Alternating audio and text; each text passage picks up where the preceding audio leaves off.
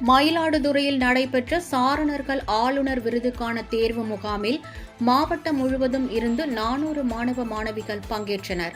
மயிலாடுதுறை நகராட்சி மேல்நிலைப் பள்ளியில் சாரணியர்கள் ஆளுநர் விருது பெறுவதற்கான தேர்வு முகாம் இன்று துவங்கியது. இதில் மயிலாடுதுறை மாவட்டத்தில் உள்ள மயிலாடுதுறை, சீர்காழி கல்வி மாவட்டங்களைச் சேர்ந்த 60 பள்ளிகளில் இருந்து 400 சாரணியர்கள் மற்றும் ஆசிரியர்கள் பங்கேற்றுள்ளனர். இந்த முகாமில் சுனாமி, பூகம்பம், விபத்து உள்ளிட்ட காலங்களில் விரைந்து செயல்பட்டு பொதுமக்களை காப்பாற்றுவது, முதலுதவி அளிப்பது, சாலை பாதுகாப்பு, அவசரகால நடவடிக்கைகள், தேசபக்தி பாடல்கள் போன்றவை கற்பித்தல் ஆகியவை குறித்து பயிற்சி அளிக்கப்பட்டது.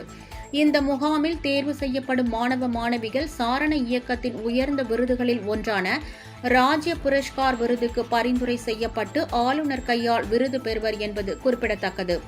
முதல் நாளில் நட்சத்திரங்கள், திசைகள், முதலுதவிகள், தேசபக்தி பாடல்கள், சாரணியர் பாடல்கள் ஆகியவை குறித்து எழுத்து தேர்வுகள் நடைபெற்றன.